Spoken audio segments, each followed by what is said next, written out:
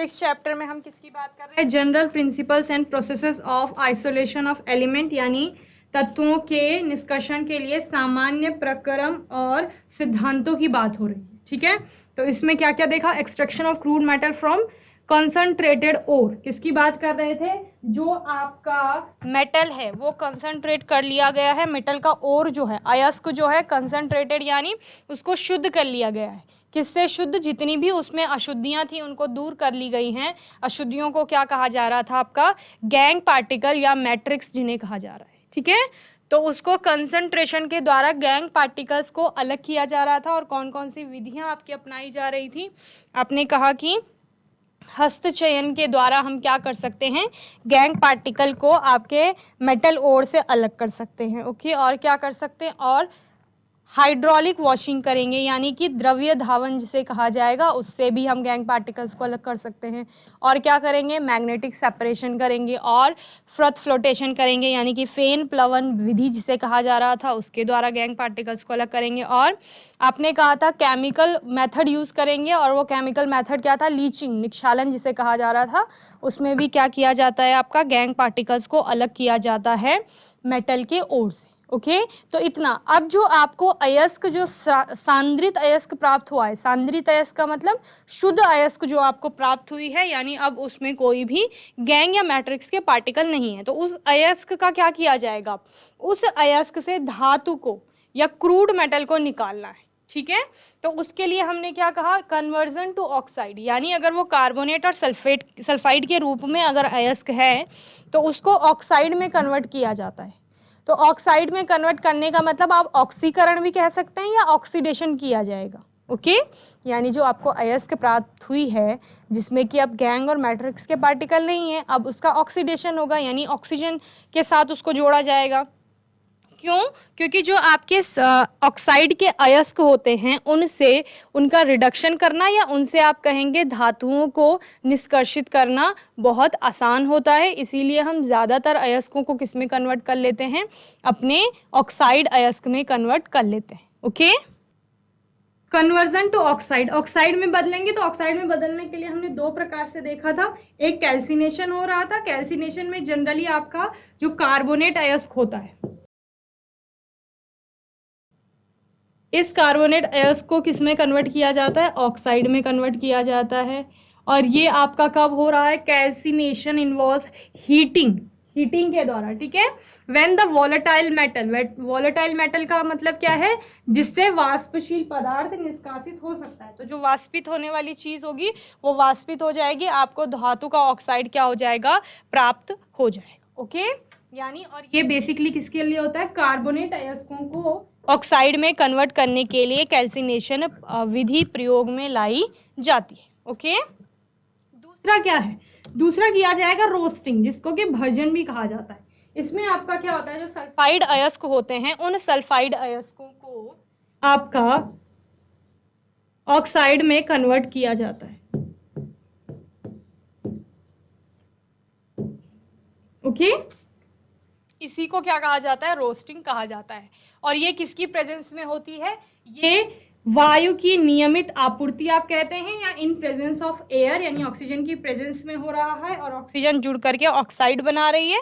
ठीक है, तो इस तरह से सल्फाइड अयस्क के भर्जन की अभिक्रिया होती है, और अभिक्रिया के फलस्वरूप आपको सल्फाइड से और कौन सा प्राप्त हो जाता है? ऑक्साइड का ओर प्राप्त हो जाता है। ओके, तो अभी आपने क्या किया? अभी जो आपको सांद्रित अयस्क मिली थी, आपने देखा कि वो अयस्क सल्फाइड या कार्बोनेट के फॉर्म में अगर है तो उसको ऑक्साइड में कन्वर्ट करना है। तो आपने सबसे पहले क्या किया? जो कार्बोनेट वाला था उसका कैल्सिनेशन कर दिया और किस में कन्वर्ट कर दिया? ऑक्साइड में। और जो क्या था? सल्फाइड वाला अयस्क था, उसको क्या किया? उसको रोस्टिंग के द्वारा, ठीक है, वायु की उपस्थिति में रोस्टिंग के द्वारा उसका क्या किया गया? सल्फाइड से ऑक्साइड में रूपांतरण किया गया। अब आपको क्या प्राप्त हो गई? अब आपको ऑक्साइड के रूप में, मेटल ऑक्साइड के रूप में और यानी कि अयस्क प्राप्त हो गया। ये अयस्क प्राप्त हुआ और ये किसके रूप में है? मेटल ऑक्साइड या धातु ऑक्साइड जिसे आप कह रहे हैं।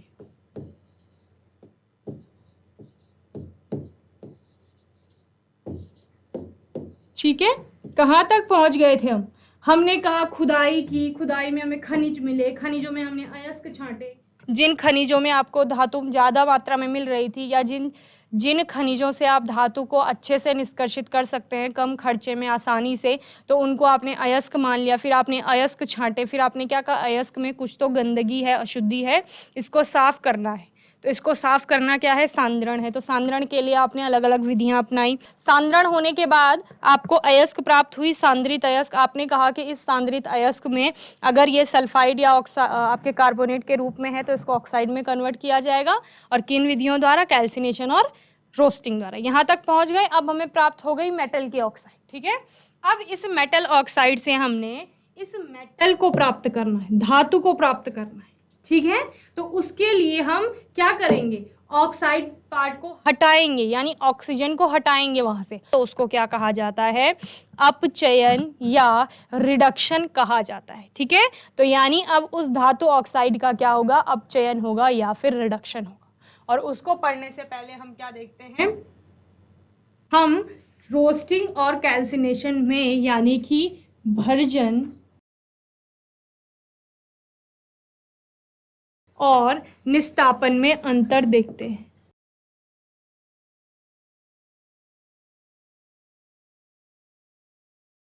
थोड़ा ये मैंने आपको लास्ट सेशन में भी बताया था। तो भर्जन और निस्तापन में बेसिक अंतर क्या है, roasting in done case of sulphide ore. ठीक है, रोस्टिंग यानी भर्जन कब होता है, सल्फाइड अयस्क के केस में होता है। ठीक है, और कैल्सिनेशन कब होता है, कार्बोनेट ओर के केस में होता है। या आप क्या कहते हैं, रोस्टिंग में जो आपका सल्फाइड है उसको ऑक्साइड में कन्वर्ट किया जाता है, और वहीं कैल्सिनेशन में आपका कार्बोनेट्स को ऑक्साइड में कन्वर्ट किया जाएगा। ठीक है, तो जब इस सल्फाइड आपका ऑक्साइड में कन्वर्ट हो रहा होगा वो क्या है, भर्जन है। और जब कार्बोनेट ऑक्साइड में कन्वर्ट हो रही होगी तो वो आप क्या क्या है, कैल्सिनेशन है। ठीक है, ये पहला अंतर है। दूसरा अंतर क्या है, इन दिस, किसमें, रोस्टिंग में, the ore is heated in the presence of excess of air और excess air to convert it into its oxide compound. Okay, क्या कह रहे हैं कि भर्जन जो होता है वो वायु की उपस्थिति में होता है, और यहाँ पर एक्सेस मात्रा में, ज्यादा मात्रा में एयर होती है, आपकी हवा होती है, और वो क्या करती है, वो आपके सल्फाइड को कन्वर्ट कर देती है या परिवर्तित कर देती है ऑक्साइड में। ठीक है, और दूसरा क्या है, कैल्सिनेशन क्या कहता है, कैल्सिनेशन कहता है कि जो आपका कार्बोनेट ओर है इसको हीट किया जाएगा in the absence of air और लिमिटेड सप्लाई ऑफ एयर। ठीक है, या तो वहां पर हवा उपस्थित ही नहीं होगी या फिर लिमिटेड यानी कि सीमित मात्रा में उपस्थित होगी, और वो उसकी उपस्थिति से क्या होगा, आपका कार्बोनेट जो क्या होगा, और है, वो ऑक्साइड में कन्वर्ट हो जाएगा। ठीक है, तो दूसरा अंतर क्या हो गया कि भर्जन के लिए वायु ज्यादा मात्रा में होनी चाहिए या वायु की उपस्थिति होनी चाहिए, कैल्सिनेशन में या तो वायु अनुपस्थित होती है या बहुत सीमित मात्रा वायु की रखी जाती है।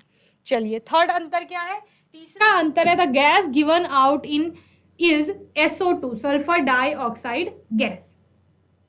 जब सल्फाइड अयस्क को ऑक्साइड में कन्वर्ट किया जाता है, यानी जब भर्जन हो रहा है, तो भर्जन में आपकी जो गैस निकल रही है वो सल्फर डाइऑक्साइड गैस है। ठीक है, और वहीं पर निस्तापन में यानी कैल्सिनेशन में कौन सी गैस निकलती है, कार्बन डाइऑक्साइड गैस निकलती है। ओके, तो यहाँ पर एग्जाम्पल दिया गया है, जिंक सल्फाइड ZnS को ऑक्सीजन की प्रेजेंस में यानी वायु की उपस्थिति में गर्म किया जा रहा है, तो जिंक का ऑक्साइड प्राप्त हो रहा है, ये रोस्टिंग है। वहीं जिंक के कार्बोनेट को हीट किया जा रहा है वायु की अनुपस्थिति में, तो ZnO जिंक का ऑक्साइड मिल रहा है और साथ में कार्बन डाइऑक्साइड गैस निकल रही है। वहीं पर रोस्टिंग में आपका सल्फर डाइऑक्साइड गैस निकल रही है। ओके, जल्दी से इन डिफरेंसेस को नोट करेंगे, फिर बात करेंगे रिडक्शन की।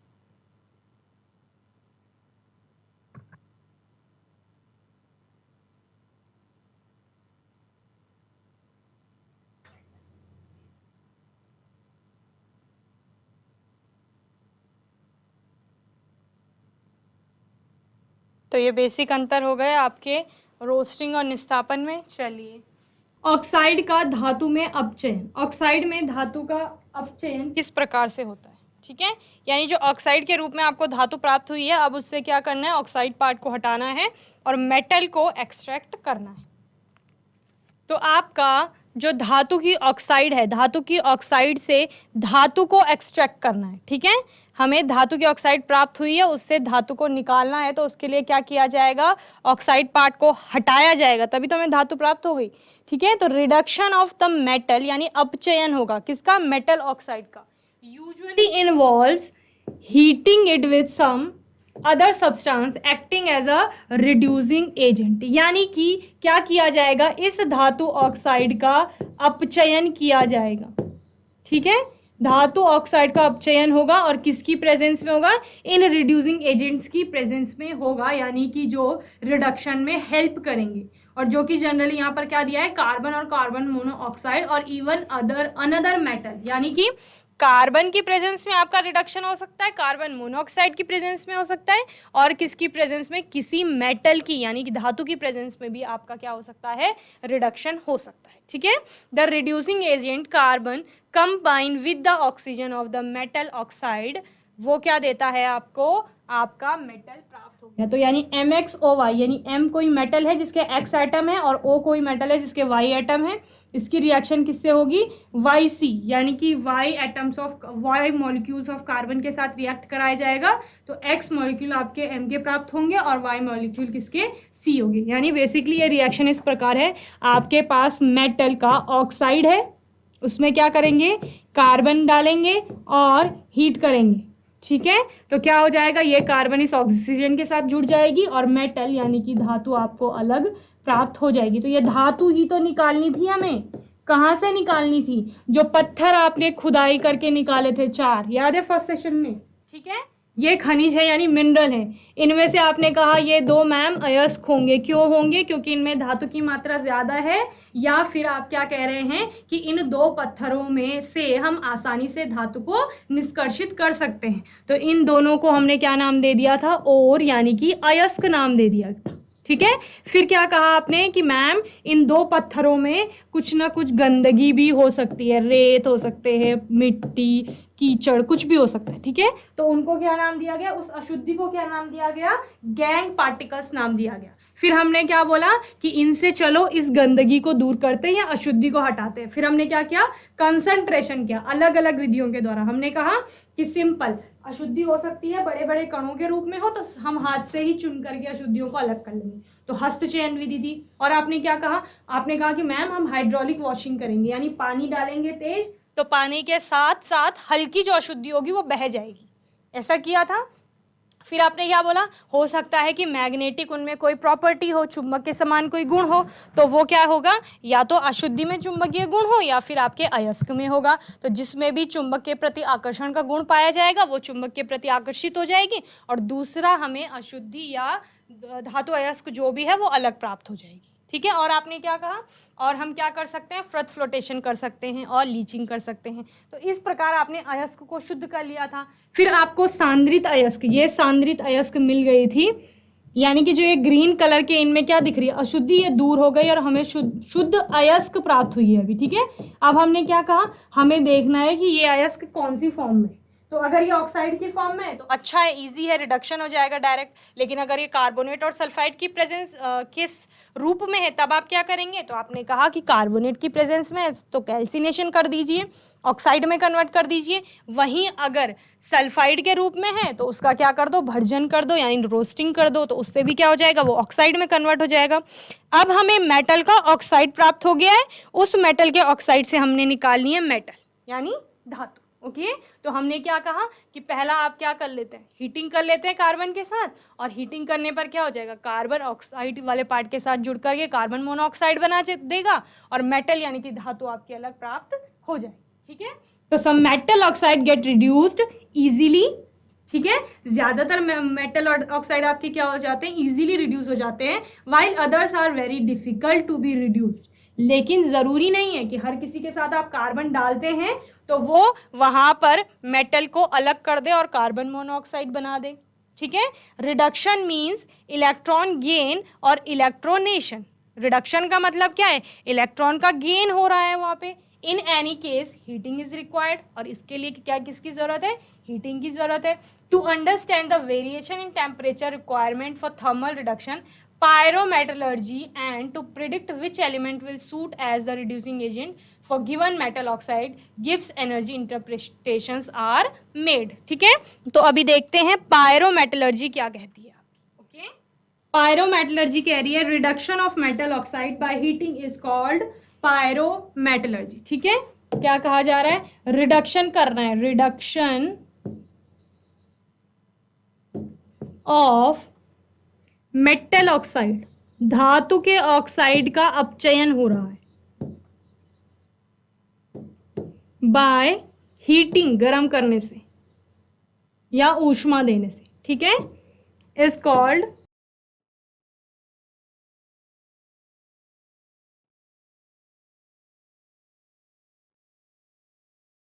Pyrometallurgy. Okay,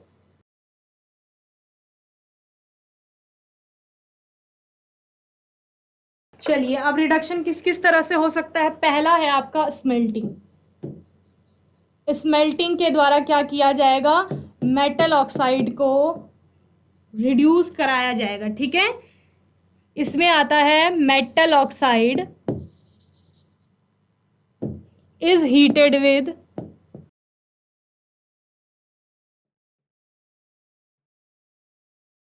Coke. Metal oxide को किसके साथ हीट किया जा रहा है, कोक के साथ, यानी कार्बन की प्रेजेंस में रिएक्शन हो रही है। चलिए एग्जांपल देखिए, Fe2O3 आयरन का ऑक्साइड है, प्लस 3C यानी कार्बन के साथ, कोक यानी कार्बन के एक का रूप। ठीक है, उसके प्रेजेंस में हीट किया, हीट की प्रेजेंस में रिएक्शन हो रही है, यानी कि हीटिंग किया जा रहा है। स्मेल्टिंग में क्या किया जाता है, हीट किया जाता है कोक के साथ। तो आपको क्या प्राप्त हो जाएगा, Fe प्राप्त हो जाएगा, ये C इसके साथ O के साथ जुड़ जाएगा, तो क्या हो गया 2Fe plus 3CO carbon monoxide gas. Okay, और क्या हो सकता है Fe3O4, इसके साथ भी कोक की रिएक्शन हो रही है, क्या बन रहा है आपका 3Fe प्लस 4CO। ओके, और किसका ऑक्साइड है, जिंक का ऑक्साइड है, ZnO प्लस, कार्बन के साथ रिएक्ट कराएंगे, जिंक प्राप्त होगी प्लस CO। तो यानी आपने क्या किया, आपके पास थे धातु के ऑक्साइड, ये धातु के ऑक्साइड हैं तीनों, इनसे आपने क्या निकाल ली, धातु निकाल ली। ये धातु Fe आयरन जिंक, ये धातु अलग हो गई है। ओके, तो स्मेल्टिंग में क्या होता है, हीट कराया जाता है, गर्म ऊष्मा दी जाती है या गर्म किया जाता है कोक के साथ आपके धातु ऑक्साइड को, और आपको धातु प्राप्त हो जाती है और कार्बन मोनोऑक्साइड के रूप में अलग ऑक्सीजन और कार्बन मुक्त हो जाते हैं। ओके, जल्दी से नोट करेंगे इसे।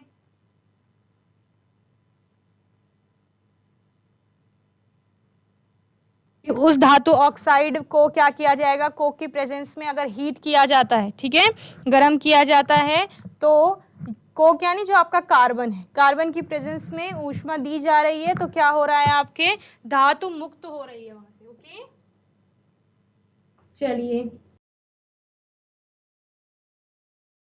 क्या होगा, आप सभी को तो स्मेल्टिंग के द्वारा आप क्या नहीं कर सकते, धातु में परिवर्तित नहीं कर सकते, तो कुछ के लिए फिर दूसरी विधि अपनाई जाती है, जिसको क्या कहा जाता है, इलेक्ट्रोलाइट रिडक्शन कहा जाता है। ठीक है, विद्युत अपघटनी अपचयन जिसे आप कहते हैं।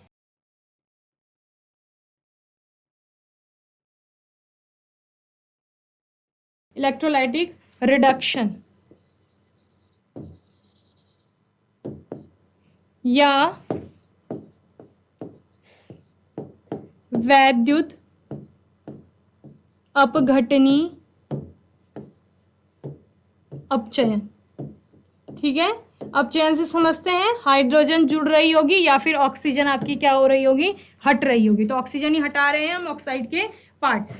चलिए, तो ये किसके लिए हो रहा है, जिसको हमने स्मेल्टिंग में के द्वारा धातु में परिवर्तित नहीं कर पाए, तो उनको क्या किया जाएगा, उनका इलेक्ट्रोलाइटिक रिडक्शन कराया जाएगा। समझ रहे हैं, तो यानी the metal having highly negative value of standard reduction potential, जिनका स्टैंडर्ड रिडक्शन पोटेंशियल क्या होता है, आपका ज्यादा निगेटिव होता है, तो उनके लिए फिर क्या किया जाएगा, वो रिड्यूस नहीं होते हैं कोक के साथ, तो रिड्यूस नहीं होंगे कोक के साथ, तो यानी आप क्या कहेंगे, फिर हम उनका इलेक्ट्रोलिटिक रिडक्शन कराया जाएगा। ठीक है, चलिए नोट करिए। मेटल्स आर रिड्यूस्ड, धातु क्या हो रही हैं, अपचयित हो रही हैं। ठीक है, बाय इलेक्ट्रोलिटिक रिडक्शन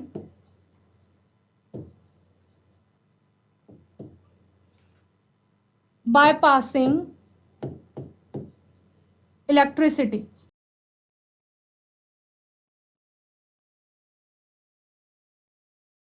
और कौन कौन सी धातुएं ज्यादातर इसमें आती हैं, sodium, potassium, aluminium, calcium etcetera. ठीक है, चलिए बताइए इलेक्ट्रोलिटिक रिडक्शन होता क्या है। इलेक्ट्रोलिटिक रिडक्शन आपने छोटी क्लासेस में पढ़ा है, 10th में जब आप पढ़ रहे थे धातुओं का एक्सट्रैक्शन, वहां पे भी आपने वैद्युत अपघटनी अपचयन देखा है। तो क्या किया जाता है, आपका एक सॉल्ट सोल्यूशन लिया जाता है धातु और अधातु का। ठीक है, एक बेकर ले लीजिए, इसमें क्या लगाएंगे, 2 इलेक्ट्रोड लगा देंगे, 2 इलेक्ट्रोड लगा दिए, इनको कनेक्ट कर दो। ठीक है, ये आपका क्या हो गया, ये निगेटिवली चार्ज हो गया जिसको आप कैथोड कह रहे हैं, और ये आपका पॉजिटिवली चार्ज हो गया जिसको आप क्या कह रहे हैं, एनोड कह रहे हैं। ठीक है, आपके पास सोल्यूशन है NaCl का, यहाँ आपके पास एक सोल्यूशन है, किसका सोल्यूशन कहा हमने, NaCl का है। अब NaCl किस आयन में टूटता है, Na प्लस में टूटता है और Cl निगेटिव में टूटता है, इतना आपको पता है। ठीक है, सोडियम एक धातु है जो पॉजिटिव आयन बनाती है, क्लोरीन आपकी धातु है जो निगेटिव आयन बनाती है। तो अब क्या होगा, अट्रैक्शन आपको पता है, चार्जेस में अट्रैक्शन कैसा होता है, वो विपरीत चार्जेस की तरफ, आवेशों की तरफ आकर्षित होते हैं। ठीक है, तो जब इस सॉल्यूशन में विद्युत धारा को प्रवाहित किया जाएगा तो उससे क्या होगा, NaCl जो अपने अपने आयंस में अलग अलग पृथक होगी, वो किस तरह से पृथक होगी, जो आपका Cl है, Cl क्या होगा, निगेटिव, ये कहाँ जा चली जाएगी, इस एनोड पर चली जाएगी यहाँ।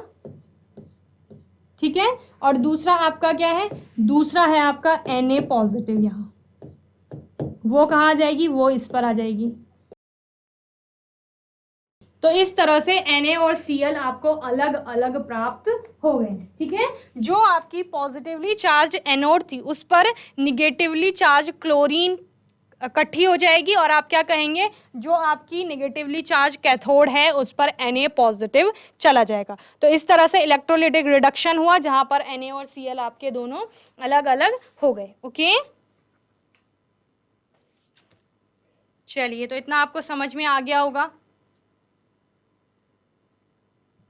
चलिए, तो 2 तरह से हमने रिडक्शन करा लिया, पहला आपने कहा स्मेल्टिंग और दूसरा हो रहा है आपका इलेक्ट्रोलिटिक रिडक्शन। ठीक है, तीसरा होता है आपका एल्यूमिनोथर्मी जिसे कहा जाता है, या थर्माइट प्रोसेस भी इसे कहा जाता है।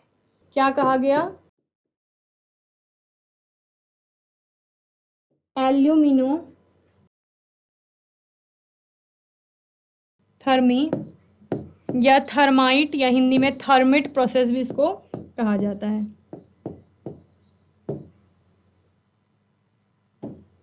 इसमें भी क्या होगा, रिडक्शन होगा। चलिए लिखिए, नोट करिए, इन दिस प्रोसेस, इस प्रक्रिया में क्या होता है,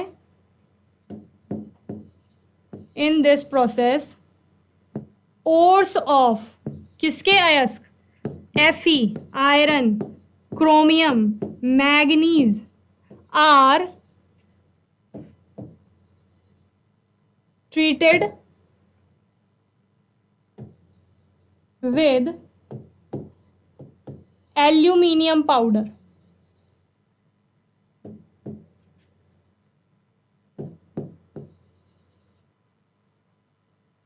to get alumina.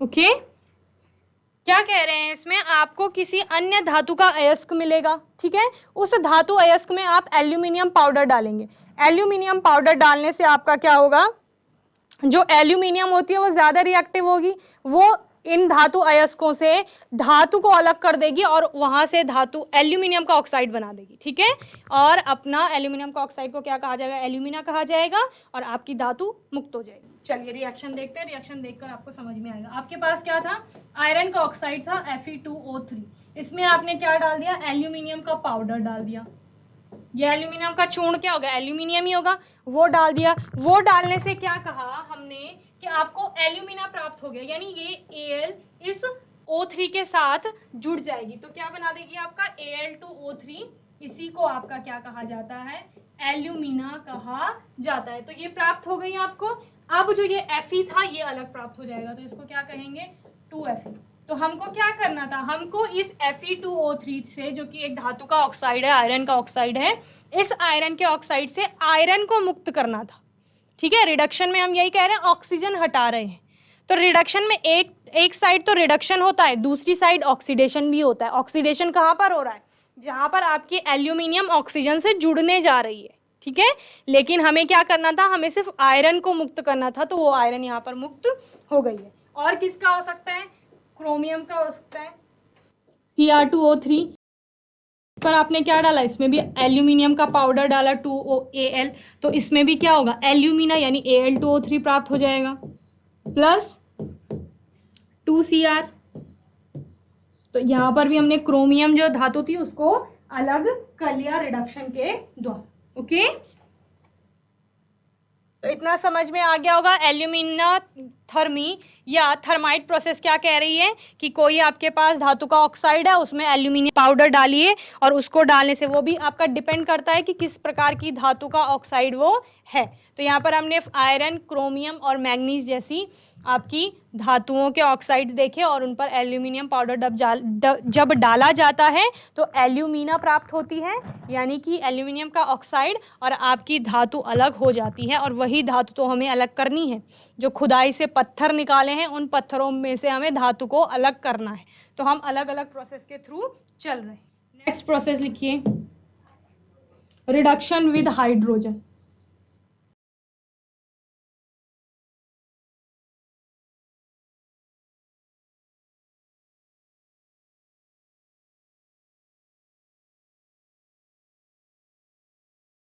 हाइड्रोजन क्या होता है, एक इफेक्टिव रिड्यूसिंग एजेंट होता है।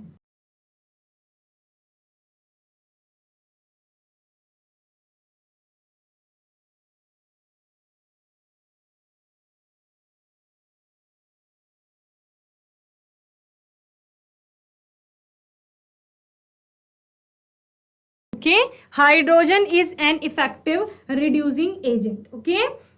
तो ये किसके लिए, कौन सी धातुओं के लिए, एग्जाम्पल है आपका टंगस्टन, मोलिब्डेनम, इन धातुओं को प्राप्त करने के लिए आपका हाइड्रोजन के साथ रिएक्शन कराई जाती है। आपके पास टंगस्टन का ऑक्साइड है, इसमें आप हाइड्रोजन डालेंगे 3H2, हीट करेंगे, आपको क्या प्राप्त हो जाएगी, टंगस्टन अलग प्राप्त हो जाएगी, और 3H2O अलग प्राप्त हो जाएगी, ओके।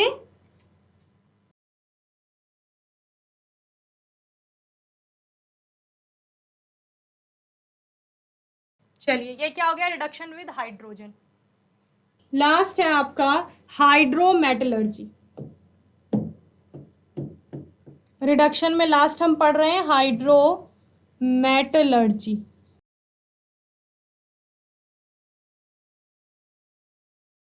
हाइड्रोमेटलर्जी क्या कहती है कि इस प्रोसेस में एक्सट्रैक्शन होगा मेटल का, dissolving the ore in a suitable reagent followed by precipitation displacement by a more electropositive metal, यानी एक ज्यादा इलेक्ट्रो पॉजिटिव मेटल के द्वारा रिड्यूस कराया जाएगा, ठीक है। चलिए लिखिए, the process of extraction, extraction ही कर रहे हैं, निष्कर्षण कर रहे हैं ना, धातुओं को निकाल रहे हैं या धातुओं को प्राप्त कर रहे हैं धातु के ऑक्साइड से, ठीक है। The process of extraction of metals by, किसके द्वारा, डिसॉल्विंग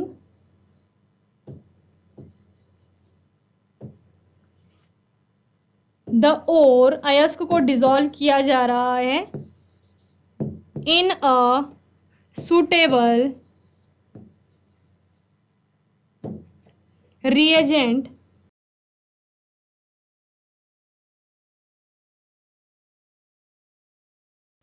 फॉलोड बाय, ठीक है, क्या किया गया, सुटेबल रिएजेंट लिया गया, उसमें आपके अयस्क को, अयस्क क्या था, चूरा ही तो था, उसको क्या कर दिया, डिसॉल्व करा दिया गया, ओके। और फॉलोड बाय फिर क्या बनेगा, प्रेसिपिटेट बनेगा, प्रेसिपिटेशन, और क्या हो सकता है, डिस्प्लेसमेंट होगा। इसके बाद क्या होगा, डिसॉल्व होने के बाद डिस्प्लेसमेंट होगा बाय अ मोर इलेक्ट्रोपॉजिटिव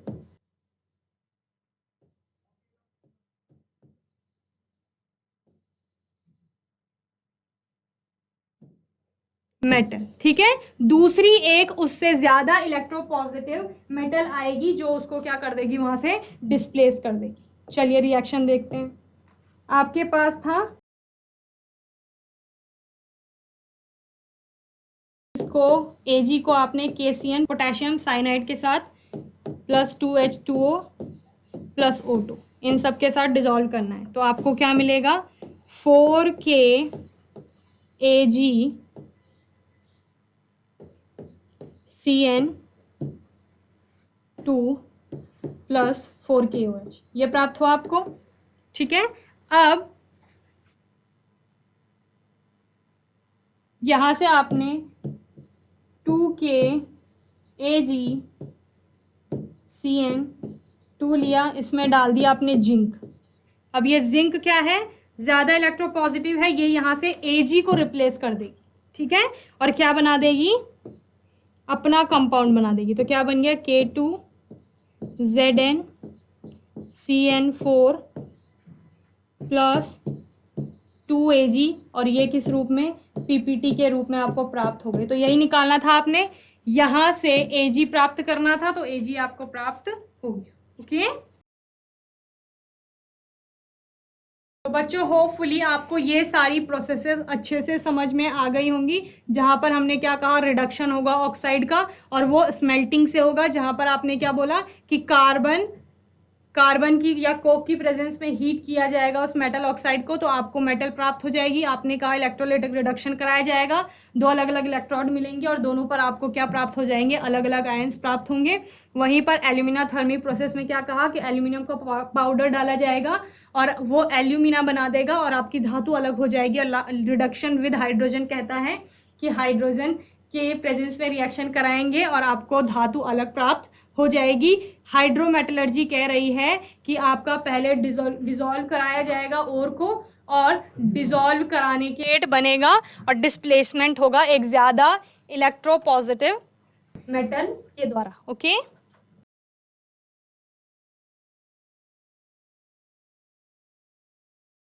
तो बच्चों होपफुली रिडक्शन में यानी अपचयन में हमने जितनी भी रिएक्शंस देखी या रिडक्शन आपका जिन भी विधियों के द्वारा कर रहे थे वो आपको अच्छे से समझ में आ गया होगा।